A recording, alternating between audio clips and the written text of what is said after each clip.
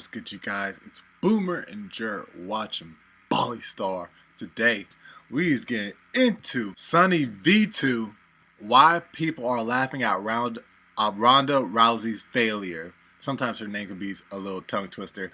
But yeah, I haven't kept up with Ronda Rousey ever since she was in the UFC. Yeah, it's been that long. You feel me? So yeah, let's see what's going on. Let's get straight on into it. Let's go. Have 17 million followers, but with only a couple thousand likes per post, it's safe to say Ronda Rousey has only a few active fans. Through hypocrisy, a massive ego, and undeniable delusion, Ronda Rousey has become one of the most unlikable athletes ever, recently wrecking her final career opportunity and sparking a mass exodus of social media followers. So why are people so happy to see her fail? Well, arrogance, that's why. What makes me so confident that I can win is I'm the greatest fighter in the world. Now, in the beginning, Ronda's arrogant statements were at least partially justified. She'd spent 4 years winning every fight available, although there was one massive issue. 9 out of her 12 fights were won using the exact same move, submission via armbar. Fans would therefore label Ronda a one-trick pony, because while being extremely skilled at armbars, she was seriously lacking in other MMA areas.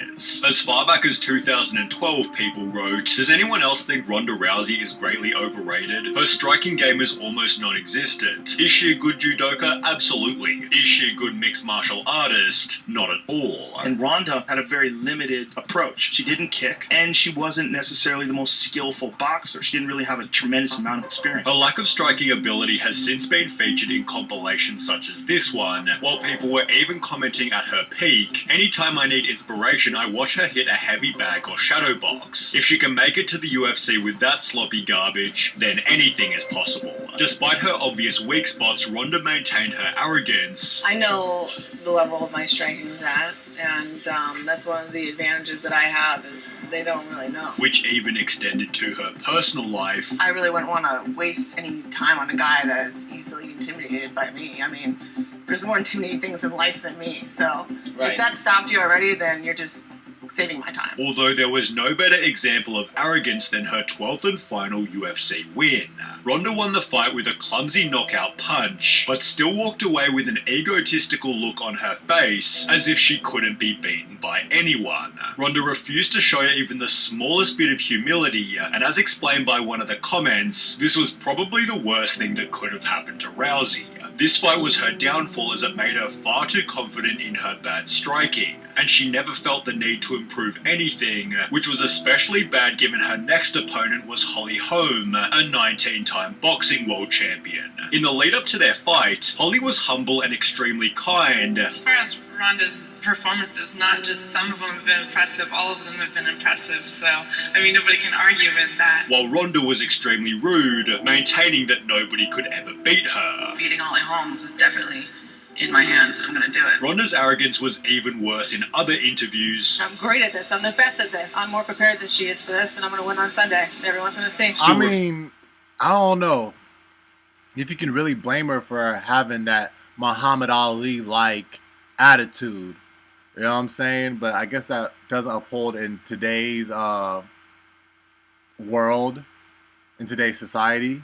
I'm not sure. I'm not completely sure. Maybe she's going about her confidence in a whole another route that I'm not seeing. So, I don't know. Maybe y'all can let me know something in the comments. Refusing to show a single shroud of humility. I'm better than every other girl in every area of MMA. Or Mike MMA Tyson. striking is different, and I think I'm the best at it. When the day of their fight finally came, But maybe Holly even Muhammad Ali and Mike Tyson showed some humility when it needed to be showed. So, maybe that's one thing she didn't show that I'm not seeing. offered a touch of gloves, yet Ronda Rousey refused. And while Ronda had just 4 weeks prior stated, She can try and kick me in the head, but it's not going to go like that.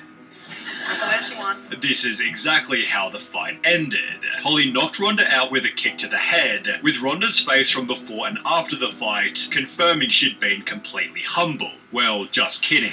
Ronda refused to accept that Holly was simply better. I think that it's probably just hard for her to really maybe admit that. I was just the better fighter. And instead began to make braggy excuses for why she lost the match. It was my third title fight in 9 months, and I don't think anyone's ever even attempted that before. And that's a lot. I think the one thing that was different, I just kind of felt tired. Ronda then tried to make the audience feel bad for her. What am I anymore if I'm not this? And I was literally sitting there and I'm nothing. I'm like, what do I do anymore? No one gives a shit about me anymore without this. Although the comment section wasn't having any of it. You know, Ronda's ego was so out of control as she thought herself unbeatable. She had no respect for anyone and trashed all of her opponents. She deserved to get knocked out and brought down to earth. In an article titled "Rooting for Ronda Rousey is Tough, and it has nothing to do with her loss," ESPN highlighted that Ronda had publicly smeared Floyd Mayweather for his history of domestic violence, yet she was dating another MMA fighter who had been accused of domestic violence himself. To make matters worse, the article brought up Ronda's 2015 book, in which she talked extensively about assaulting her ex-boyfriend.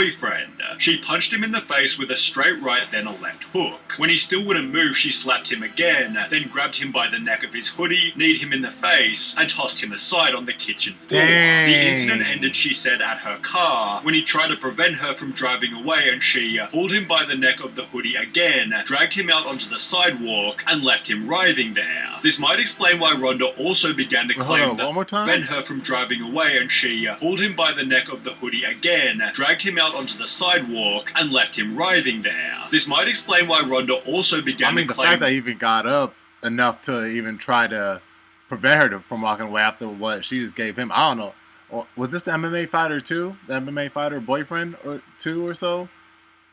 Because if that, then I guess he could take that and still get up. But damn. That she could beat the male heavyweight UFC champion, stating, "You cannot tell me that it's physically impossible. It is possible that in any given moment that I could beat him. I simply believe in my possibilities." UFC fighter Ian McCall politely responded, "She's dangerous, she's good, I get it, but it's just silly." Meanwhile on Reddit, people dunked on Ronda mercilessly. "In any given moment, under the right circumstances, I think it is possible. Sure, but armbarring a man while he is sleeping is just a dick move. But hey, it's Ronda." A different user then shared this video showing that Ronda couldn't even keep up during a sparring session, and therefore added the comment, "With this video, anyone with the deduction skills of an 8-year-old would have to say a 250-pound cane would have as much trouble with Rousey as maybe a really angry toy poodle." Ironically, Ronda couldn't even win against those in her own division, which only became more obvious in her next fight after Holly Holm. 1 year after getting owned by Holly, Ronda tried to make her comeback by fighting an even harder opponent, Amanda Nunes, who knocked Ronda out after only 48 seconds. Ronda's face from before and after the fight was again extremely poetic, with the top comment stating Holly took her to school and Amanda straight up expelled her. Such an embarrassing loss for one of the most arrogant, ungracious fighters in MMA. Love to see it. In the lead up to the fight, the media had said about Ronda, "If she doesn't win impressively, I think this is her last fight. If she loses, I don't think we ever see her again." Which turned out to be true, although Ronda still refused to admit that she wasn't the better fighter. Do you think about the last couple fights? Do you think about the last fight against Amanda or Holly? I think I'd just rather not talk about that right now. Poor Ronda, she still can't get over those 2 losses in the UFC. You can clearly tell every time someone asks her questions about her return to MMA. She'd post a photo to her Instagram reading, "And so rock bottom became the solid foundation on which I rebuilt my life," which turned out to be accurate, as she'd soon find another chance at repairing her public image. In January 2018, Ronda Rousey signed a full-time WWE contract. But you're doing this full time now, right? This is your job?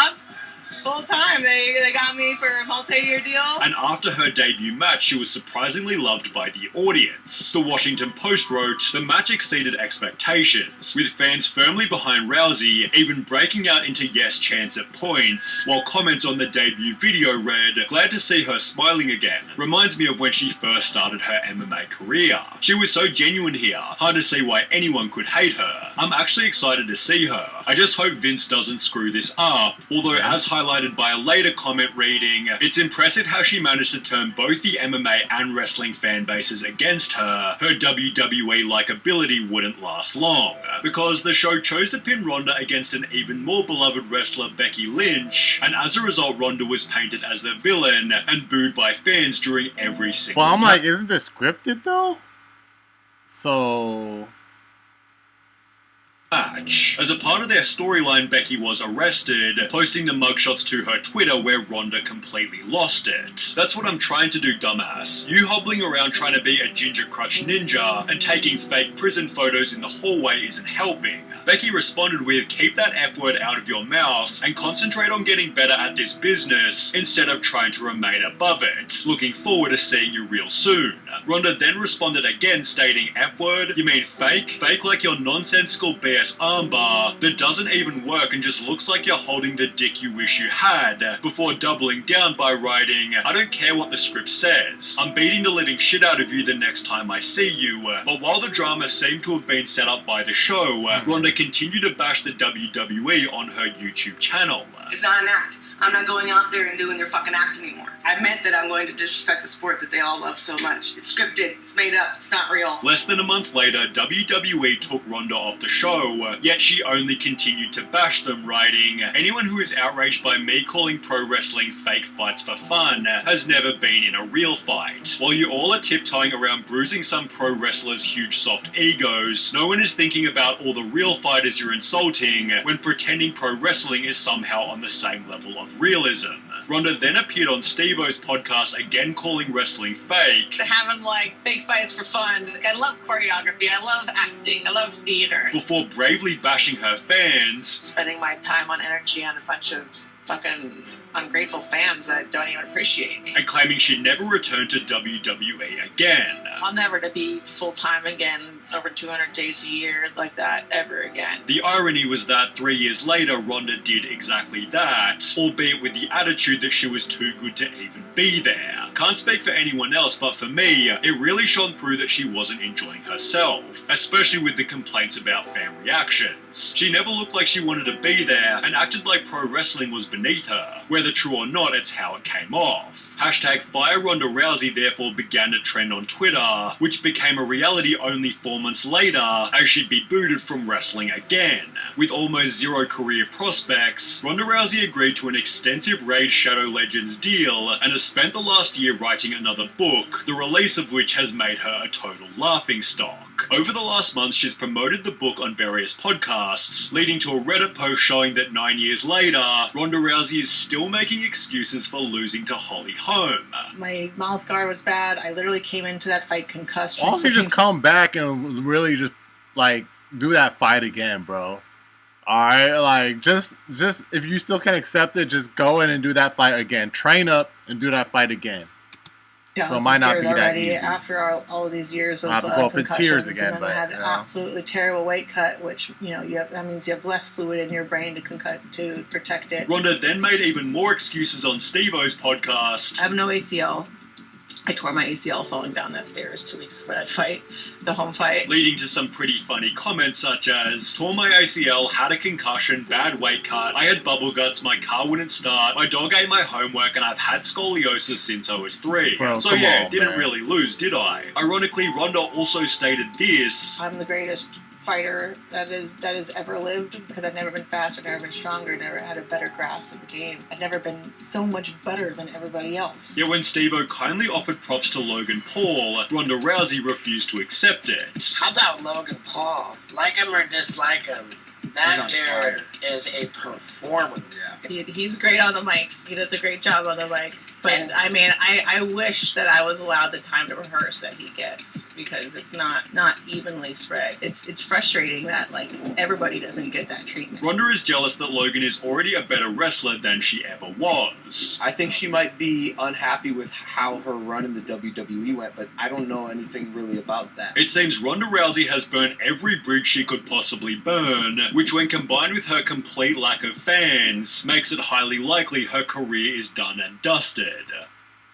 All she needs to do is get back in that ring, man. She still can't accept it. I mean, she's already bashing the WWE for being fake. I mean, she's like really, really fighting.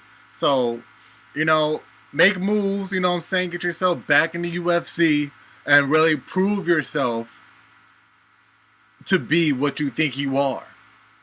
And if it doesn't turn out to be that way again, then, bro, you either gotta accept it. Make no excuses, alright? Do not fall down those stairs leading up to that fight. You know what I'm saying? no concussions, no none of that. You know, train up. And if it still turned out to be in a way that you did not expect it, then bro, I don't know what else to tell you, bro. But show and prove. Got to. But hey, man, y'all let me know your thoughts about it down in the comment section down below. All I know is Boomer and Jared watching Bali Star. Make sure to leave a like, just below the video if you enjoyed it. Subscribe if you're new so that we join up with the Bomb Squad. I'm going to catch y'all in the next one. 100. Yeah.